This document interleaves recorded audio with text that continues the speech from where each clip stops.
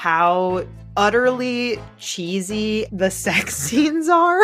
Like, the music is just like. Welcome to Rom-Com Bomb, a sex ed with DB podcast series where in every episode we go under the covers with a beloved rom-com, strip away its hidden toxic messages, and rewrite the script on love and sex.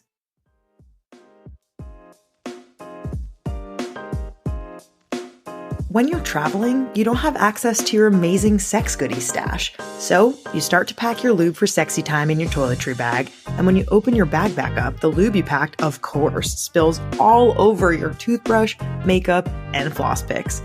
Enter a brand new product from Uberlube that will get your lube to your destination without spillage. They're new good-to-go travelers. Perfect for your purse, pocket, gym bag, or carry-on luggage. The Good To Go Traveler features the same Uberlube product in a discreet aluminum traveler that comes in 6 colors. Use code SEXEDWITHDB for 10% off at uberlube.com.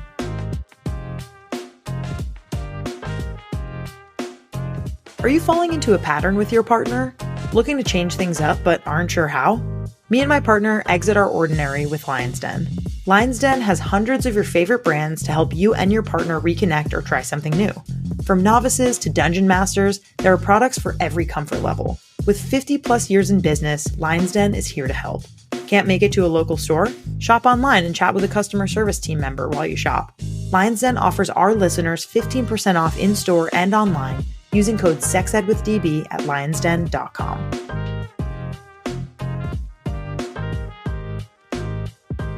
What if I told you that I did a masturbation experiment with the magic wand and the results were incredible? Don't believe me? Let me share a few things with the class. When using the magic wand every day, I experienced less stress, anxiety, and physical tension.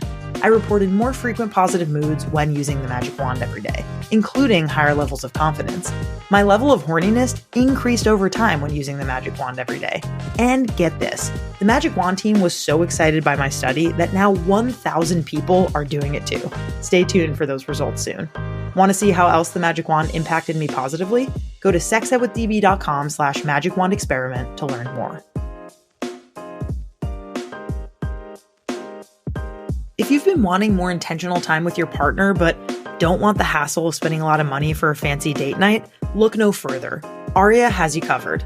Aria is a service for couples that makes it easy to break out of routine, deepen emotional connection, and energize their relationship with curated experiences called scenes.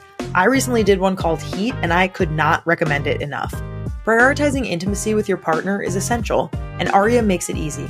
Visit arya.fyi and use code SEXEDWITHDB for 15% off now.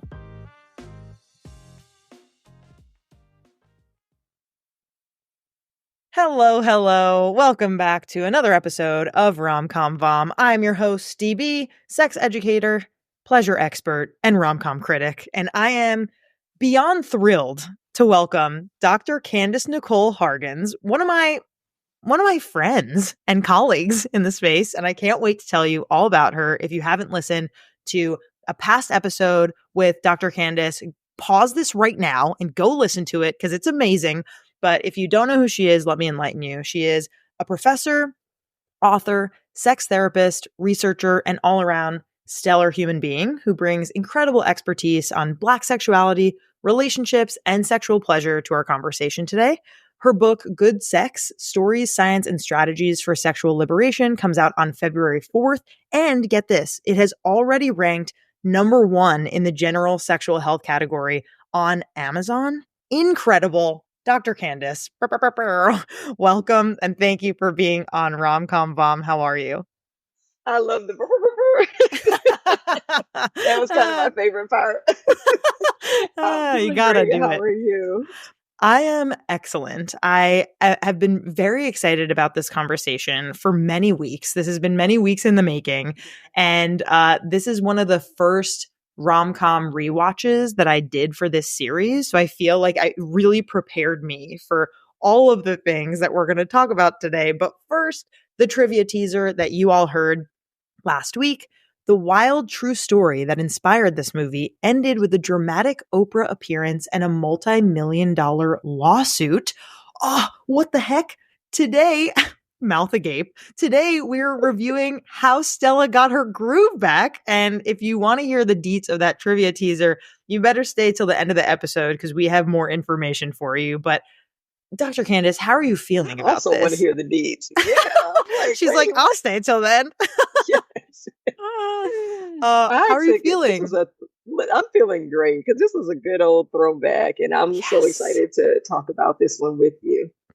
Yes, there is so much, I assume, that you have to say about this film, given your research and your profession.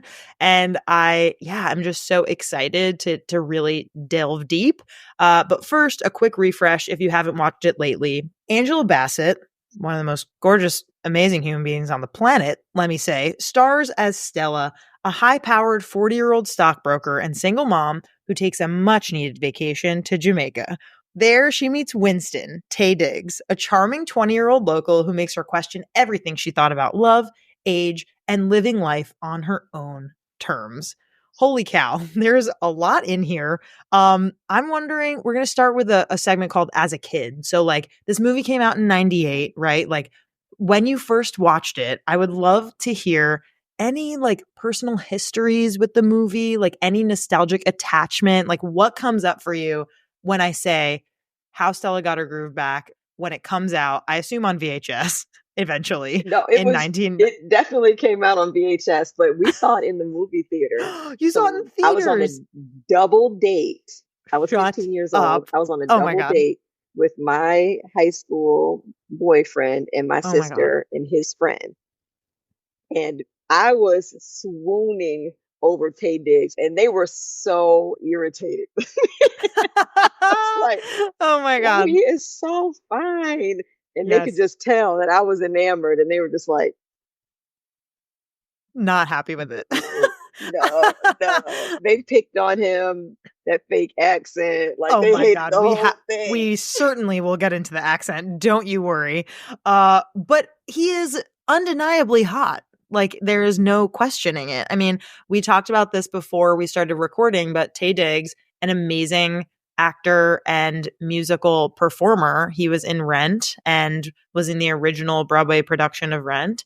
And I just absolutely loved him. When I was in middle school, I watched Rent so many times that I just like, yeah, definitely had a crush on him. Thought that he was Yes. just a beautiful, very talented man. So I understand your 15-year-old self Hmm. watching this movie. Yeah. And it was, I liked the movie at the time, and they didn't just because of that experience, but I don't think I saw it anymore until when I watched it last night. So Oh 15-year my old gosh. me and 43-year-old me having a totally different experience. Oh, 42-year-old me having a totally different experience. That is absolutely wild. I can't wait to hear. This is exactly why we do the show. To think we watched these movies when we were young, when we were teens. They got kind of embedded in some ways into our psyche about Yes. relationships and sexual pleasure and what's appropriate age wise. And there's so many themes that we're going to cover in this movie. And Hmm. had not seen this film as a young person. So me watching it for the first time in the past couple of weeks was my first journey through this very cheesy rom-com with Whoopi Goldberg also. Amazing Yes. I mean, cast, amazing. stacked, star-studded cast. And I just was so, it felt so 90s to me that it felt Hmm. very nostalgic and just so, she's like this hashtag girl boss who's like, get it done. And like she's, living in San Francisco. And it just felt very like, familiar, these tropes Yeah. that happen. But I do think, like this is one of the few movies that, has an older woman and a younger man and kind of what that Hmm. experience and relationship looks like and potentially even like normalize this It kind of was so thing. rare to see that back then. Right. Yes. Like pop culture was not ready for this. Mm-mm. I'm wondering if you have a scene that like defines this movie for you. What do you think that scene would be? Honestly, when I watched it yesterday, the defining scene shifted for me Oh. because I'm thinking about friendship and sisterhood. Oh. And her being in the bed with Whoopi and they were laughing as she died was just like, it just hits differently at this stage of life. Like I feel much more connected to their characters now, like the value of a homegirl that's gonna like, you know, push you to have some fun and to shake up things in your Yes. life a bit and what it means to lose that person and like their intimacy and connection. I think that was actually the scene that stood out for me this time. So sweet. Are you referring specifically to the scene of like, you know, Whoopi Goldberg's character like has cancer and they're like in the hospital bed? Like was that kind of the connective scene, or was it more of like, okay, yeah, tell me more, like when that scene was happening, like could you describe it for the audience? Yeah. So there's a call that so Stella goes back to Jamaica to hang out with Winston. And she brought her son, they're having a good time, and then they get into an argument. Mhm. And so they have tension. He goes to play with the kids and she gets a call or responds to a message that was left for her. And he turns around and he can see her face fall. And so he walks over to her and you can tell that she's trying to calculate what's happening with her friend because what was the scene for you? I wanted to know what the scene was for you. Okay, really good question. I honestly want to say how uh utterly cheesy and sensual the sex scenes are. Like the music is just Yeah. absolutely 90s trash, kind of like classic brown, Mhm. like very sensual. I had to laugh out loud at like how funny it was. And yet at the same time, there's like, towards the end, when they're having sex, there's this scene where her pleasure is shown and she is basically shown having what we perceive is an orgasm. And it's such a special scene because it's very rare to depict Yeah. any sort of number one female pleasure at all, let alone an orgasm. And number two, to like really have a moment of that to show her face and like kind of the like, constraint of her face. And like, it's kind of this like beautiful moment where she is very much herself. And there's kind of this background of like, oh, this has like a little bit of a sad undertone. Like I am, as Yeah. the audience member, am being clued in on like maybe this is the last time that they're going to be intimate with He each cries other. that one tear. Yes, just the one 90s tier. But I think that I for a lot of reasons, again, like how kind of funny and cheesy it is, but also like the importance of showing her Mhm. pleasure on screen as the older woman, as somebody who, like I'm sure this broke a lot of ground for the way in Yeah. which Black That's a sexuality in great particular. point. Because you know what? Also, I noticed it wasn't a simultaneous organ, which Right. is, like the 90s just brought Classic. it all the way home, They right? loved It was that. like Yes. he was kind of holding her as she experienced that pleasure and as she experienced the sadness. And I thought that was Right. beautiful too. Yes, it just really it was memorable, I think, for all the reasons that we're talking about. And I mean, speaking of, yeah, what I want to know from you is like, what do you like about this movie? Like, what works for you? What feels like, as someone who focuses on Black sexuality in particular, like this is a Black rom-com, like all Yeah. Black cast, like it is definitely more unique and more commercial, I would say, compared to other Black rom-coms of the time. And so I'm curious to get your take on like what was great about this film. The way intimacy is captured with the levity that I see a lot in Black culture, it's like you're intimate by how much you can pick on a person. Like your sisters are gonna get under your skin and be like, get your ass out here and come to Oh this my God, party, Regina girl. King. We didn't even talk about Regina No, King. I'll start. All star cast. Like, get out here, come to this party, girl. And them talking smack about each other, as sisters and having that just back and forth as like they care so much about each other that they can't stand each other. It's just Yes, like, exactly. Yeah, love the idea of friendship, like how she and Whoopi Goldberg were like just, together till the end, really. And yeah. like they really had a deep connection and love for each other. I loved the kind of like sexy hotel dancing scenes where all of a sudden I was like, what? Ooh. Oh my gosh, this is like really intimate here. And we're seeing breasts, we're seeing nipples, like men are getting naked. I was just like, oh wow, this is really horny. Something's happening here. And I loved, I don't know, I like the infatuation I think that Taye Diggs had with Stella, but in like a substantial way. Yeah. Like it wasn't like a at all based in like a, oh, like I'm fetishizing you because you're Right. older. Like it felt very genuine. And it didn't seem exploitative, which I thought they did a great job of depicting. I asked you to rate the film 1 to 5 voms, before the rewatch. What would you have rated it? You hadn't seen it at this point for like Yeah. almost 30 years. Mm-hmm. What did you rate it in your mind? Did it kind of have this like, oh, this is like mostly going to be so good? Or were you like kind of cautious and you were worried about it? What was your rating 1 to 5? I had a 2. I rated A it a 2. 2. Mm-hmm. So Just you were because like, I okay, not too remember. bad. Yeah, I didn't think it was too bad at all. I remembered the dialect and like the way culture was Yes. represented outside. I was like, but other than that, I was like, I think this is really a beautifully done movie, and I think it'll probably stand the test of time.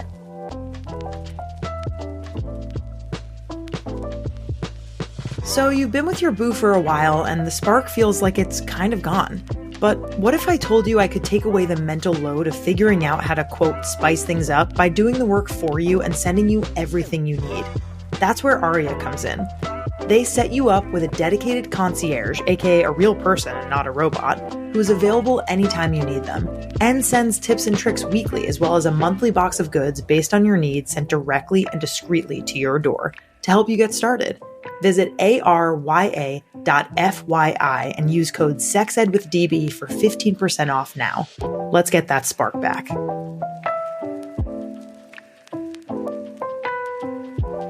Flicking the bean, jilling off, menage a moi. All of these are creative and hilarious ways to say masturbation.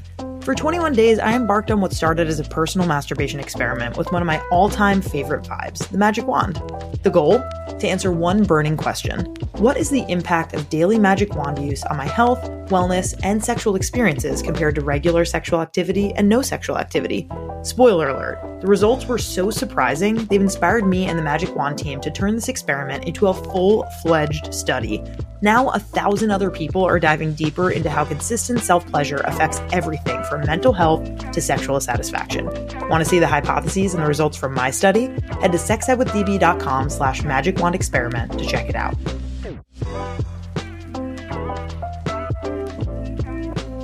In a world that constantly encourages you to change, it's bold to just be yourself.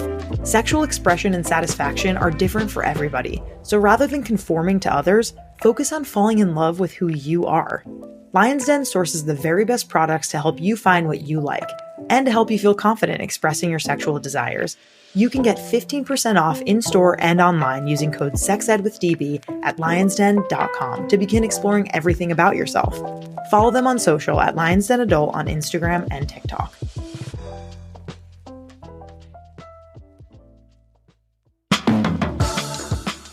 Are you tired of waiting for sparks to fly on your dating app? Do you dream of running through airports to deliver an out-of-breath, unplanned monologue? Then stop doom scrolling and start listening to Meet Cute Rom-Coms. Feel-good love stories that take you from chance encounter to grand romantic gesture in just 15 minutes. We're bringing rom-coms back. Get a brand new Meet Cute series on the first Tuesday of every month, with new episodes twice a week. Fall in love with Meet Cute Rom-Coms, wherever you find your podcasts. Is this where we kiss? Let's transition into our That's Problematic segment. So we have like a few different themes that I want to go over. I want, you to tell me some themes if I'm missing some, but I think like this idea of the age gap of like, forever young is kind of like the big theme that I want to dive into first. Like, right, he's 20 years old, she's 40. I think that in general, the fact that the entire plot kind of hinges on their age gap, right? Like, I'm curious what you think about that. Like, what makes us uncomfortable about older women and younger men versus the reverse. Like, we don't bat an eye if like there's a 20-year-old woman and a 40-year-old man, or it's so much I bat an common. eye. I do too. I was just I gonna bet. say, do I was just gonna say that's fully not true. I think I also bat, but I think that it's unfortunately so much more common. Like, I think, okay, so we're thinking of maybe like modern comparisons, right? In like pop culture, there's like Priyanka Chopra and Nick Jonas that have like quite a large age gap. There's, when they were dating at the time, Olivia Wilde and Harry Styles. Like, it becomes the story is their age gap, whereas in other capacities, like it doesn't. And I'm just wondering, give me your general thoughts on this, like in general, and while you were watching the film, how this came up for you. Okay, so what first came up for me is how I am not attracted to younger men. And so like that, like something about that age gap for me hit so different this time, because I was looking at Taye Diggs like, he doesn't even look attractive to me anymore in this younger Interesting. person's body. Like, because I like a mature, grown looking man. Like, that Yes. does it for me. So I You like want a the little gray, salt, you pepper. want the yes, I like yes. that. I like a little bit more meat on the bone. Like, you know, like that works for me. And Right. so I was like, oh wow, he's a baby. Like, Tiny guy. I am twice his age. Right. And so seeing that dynamic, it wasn't like their dynamic together didn't gross me out. I just recognized immediately that I didn't see him as attractive anymore. He was older than me at the time when I watched it the first time. Right. But I think the way the families represented that age gap versus how the couple represented that age gap gave it some complexity. Yes. So they, you know, he was like, let's put it on the table. Like, say it as many times as you need to say it, because I'm not going to keep having this conversation with you. Right. You know, and I thought that was like firm in a like important way. And then the mother having this like disgust and disdain. Oh my Like, goodness. Yeah, let's talk how about that dare scene you? really quickly. Yes. Yes. So the scene that you're painting, Dr. Candice, is Winston, unbeknownst to us, like comes from a wealthy family in Jamaica. So Angela Bassett's character, Stella, and her son and Winston all go to kind of like their estate or their property, the Winston's parents. And his mom is kind of a caricature of a mom who just has utter disgust and distaste for this woman because she's offended that they're the same age, basically. Yes. And at the first moment she gets when she has Stella alone, she basically says, like, fuck off. Like, I don't want you with my son. Like, what are you doing with a 20-year-old? And so I think like moments like that make it very clear that like their age gap is very unwelcome and it's distasteful because Stella is the one who is, you know, older, and what does she want to be doing with a younger man? And I do think in general, this movie is like quite sweet and like really does show the depiction of like a successful relationship with a large age gap and like challenges along the way. But now we're going to head to the cringe corner where we have a lot to discuss on what exactly was cringy about this film, starting with the accent. Can you starting and ending with the accent? Starting and ending. Okay, that's literally the main thing that I feel like I need to talk about with you. So we already talked about the cheesy sex scenes. You know, obviously there's like these kind of tourist resort stereotypes, but that pales in comparison to Taye Diggs' accent. Can you do any sort of explaining for us why what is this accent and why did this happen? I was just trying to figure out whether or not he just couldn't get the accent well, or whether he just was trying to make it sound like that, because it didn't land by any stretch of the imagination. So knowing that he is a thespian and that he's a real actor, I'm like, did they want it to sound cheesy? Right. And very like Irie. Right. It's like, what is happening not good here? This is terrible. And I think that there's something to be said about how the Black men were fetishized in the movie and sexually objectified. Let's talk about that. And we allow for that. I think they are one of the demographics of humans that people find it completely fine to sexually objectify, and that there's really no like grief that comes from that. So when the guy is walking, he says, "Hello, ladies, welcome to Jamaica," and they're like, "Mm." And then, you know, the way I objectified Taye Diggs when I was 15. Like, it was just and Right. I think the movie reflected on it like, "Ooh, he's so fine," and this and that's cool, like to affirm someone. But there was also like this, he's a toy as opposed Mm. to a human or a man. Wow, this is an excellent point. I feel like this is where your research brain comes in, because I feel like this is a common thing I feel like I've heard you talk about before in a past episode that we've done. And yeah, just such a critical thing. And now we're going to move into the rewrite portion of the Mhm. episode, where I'm just kind of curious, like, how would we tell this story today? Would you rewrite a certain character? Or would you show more of Jamaica's actual culture beyond resort tourism? Would you, make age gap part of the story, but not the story? Like, tell me what you would rewrite here. I think that I would keep the age gap as part of the story, especially now when we have, I would say, a renaissance of older woman, younger man relationships. Mm-hmm. So I think that would still be a main part of the story and showing some of the nuances in it. I think you don't get enough of his perspective about what he loves, about Stella and how he navigates the stereotypes about being with an older woman from Mm, his friend group. You don't see him with the friend group, right. and you only briefly see him with the family. So maybe a little bit more playing both of them being featured characters and playing to the ecosystems that they come from a little bit differently. And I would even keep the corny scenes because I like a little corny kiss at the I end. know, So it's I would do sweet. the spin around in the airport. That works for me. Yes. Yes, it's very sweet. I think my rewrite back to kind of what we were originally talking about with like Stella and Delilah's friendship is like, I so wish that Delilah had like told Stella what she was going through kind of like Mm, earlier on. So Stella could have like really been there for her. And I know that maybe that like, you know, culturally like wasn't the right move, or like didn't feel like the right thing, or like she didn't want to bother her or what have you. But like, I don't know. I think I would find that really tough if like I mm, had a best friend who like didn't tell me what she was going through until like the last day. And like, I yes. wish that I would have been able to be there for her. And so, yeah, I do love their friendship. I love how they make each other laugh and like Mm, how silly they are with each other. So I feel like that would be my rewrite. yeah.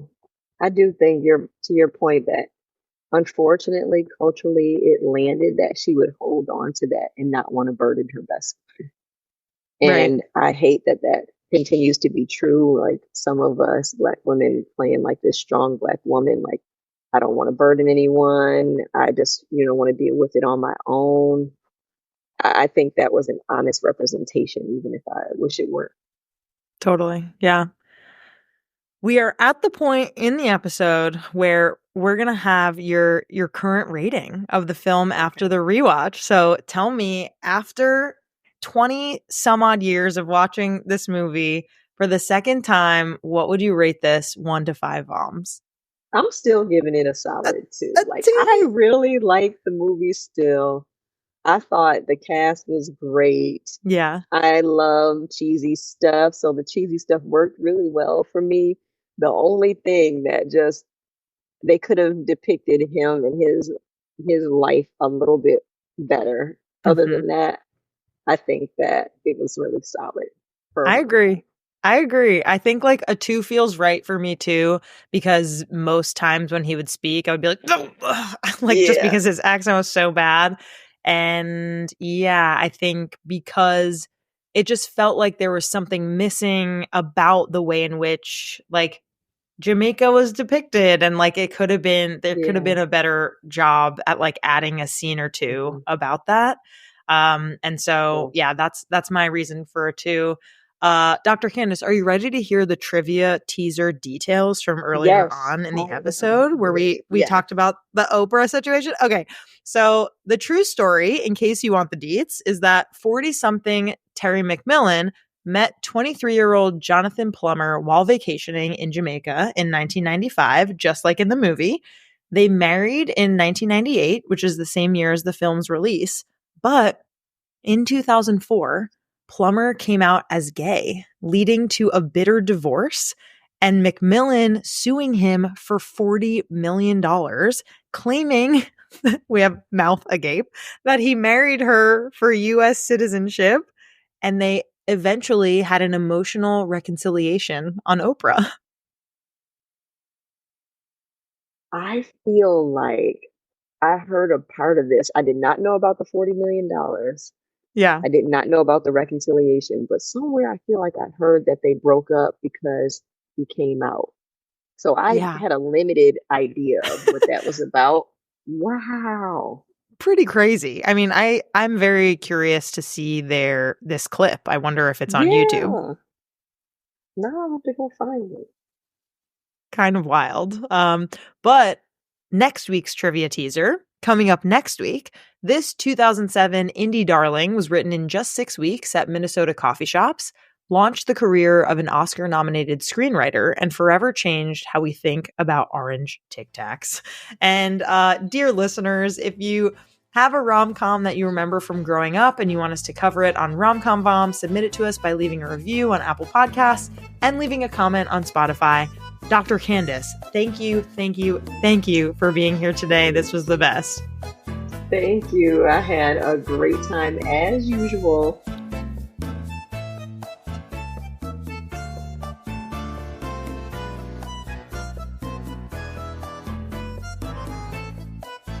Our creator, host, and executive producer is me, Danielle Bezalel, aka DB.